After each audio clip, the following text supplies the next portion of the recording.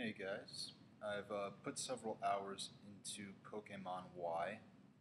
Uh, so far, I have about 6 hours and 21 minutes on my save file. I'm looking at my 3DS here, and really for I mean, people have already beaten it. For me to put 6 hours, how long ago? That the game came out Friday. Yeah, I think the game basically came out a week ago tonight or today. For me to put 6 hours into a video game in the first week of owning it is pretty astronomical for me. I do not put that much time into games. Like I generally don't like. That's like a huge amount of time for me to put into a game in just one week. Probably. Uh, well, anyway, the point is, well, I'll only talk about that. I guess I'm talking about the time I put into games. So far, a lot of the enjoyment I've gotten out of Pokemon Y is just knowing that it's there when I want to play it for a minute, and I really don't get how.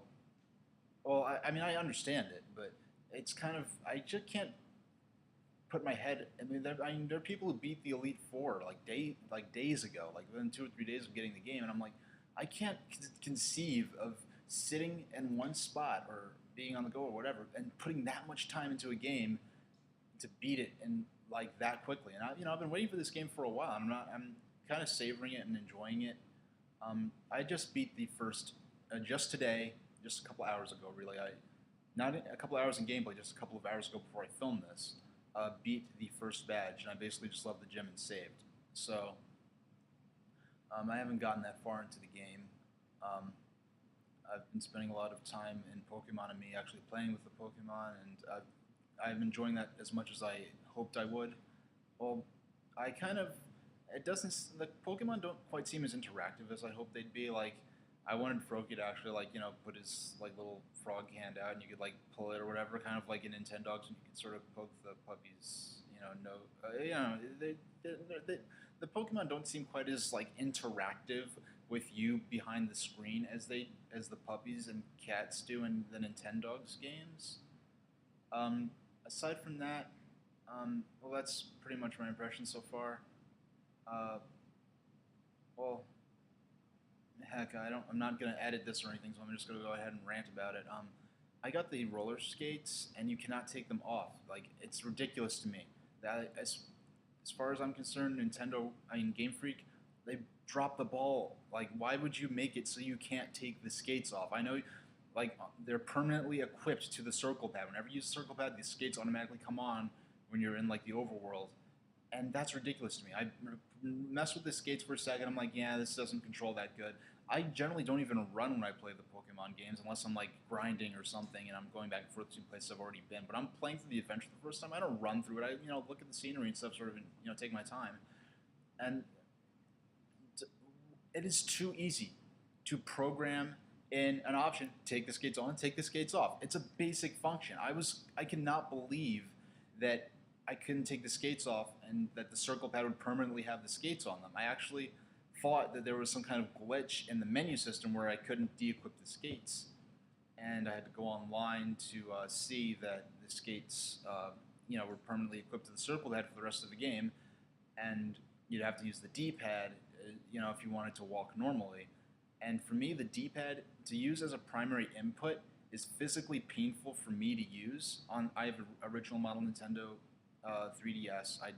XL is nice, but it's too big for me to carry around the way I travel and play. So I'm not just going to get the 3DS XL. And plus, like making that kind of purchase would not be a responsible thing for me to do. But I don't just buy things just for things I don't need for the hell of it. I already have a 3DS, works just fine. But using the D-pad as a primary input is not like it's physically painful for me. It like makes my thumb hurt like very quickly, even after I stop playing. And like to me, the D-pad on the 3DS is kind of like the D-pad on the GameCube controller. It's kind of a secondary thing. It's great for using for commands, like in the Star Wars Rogue Squadron and Rogue Leader games. Like it was great for secondary stuff or menus and things like that. But as a primary method of control, the D-pad, oh man, I just realized my my 3DS is low. Look, I'm playing so much that the battery life is actually low on my 3DS. This might happen maybe once or twice a year that I actually get the red light on my 3DS from the power being low. But I have been out all day. Fortunately, I have a charger in the car. So actually, why don't I turn off the wireless? Yeah, very rarely do I even drain the battery enough that I get the red battery indicator light. But as I was saying, I thought there was some kind of glitch that the skates wouldn't come off in like the items inventory, and it's really, I know the skates were in the very first trailer and Game Freak's all excited about this cool new way to get around, but you should not force that on the player by making the primary on a Nintendo 3DS, the primary means of moving your character is the circle pad. And forcing that to be the skates permanently is ridiculous to me. Game Freak really dropped the ball. I'd give it a whole point off. I mean, Game Freak is especially good at considering the gamer's needs, even as far back as the first game, Mendel Palace on NES. They made it so you could practice the harder levels that you need work at, that you'll lose a lot of lives on. You could practice those from the beginning instead of having to work through the whole game to play those levels and get good at them things like that. Game Freak's really good at considering the needs of the players. So making the skates permanently equipped to the circle pad with not a simple menu option, just items, skates, on, off. Instead, they're just there on your inventory and you can't take them off. I think that's unexcusable.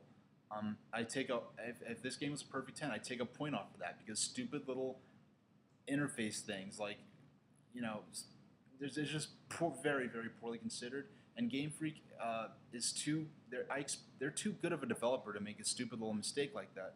And yeah, so I'm just very displeased about that. Now, what I heard is that when you get the item finder or the dowser or whatever, when you use that item, it makes the skates de-equip and you could use the circle pad like that. I can't wait to get that so I could use the circle pad to control the game normally without skating around. But it's a shame that I have to basically trick the game into doing what should be a basic function that there should be no question that it shouldn't be in the game. That's the main thing I'm dissatisfied with. The game so far. I can make a whole other video about the fact that it's basically a 2D game with a few 3D segments in it. I think that was poorly considered, especially considering the emphasis, like I said before, on your 3D Pokemon adventure has come. It's polygonal 3D, but on Nintendo 3DS, where there's a stereoscopic screen, I'd expect the game to be stereoscopic. And if you don't like it, you could turn the 3D off. But instead, Game Freak forces it by shutting the 3D off and only having it active during battles and during certain cutscenes or whatever. I think that's a poor choice as well. I think that's it for this video because I don't have the time or anything to edit this down or anything. So, all right, thanks for watching, and thanks for watching.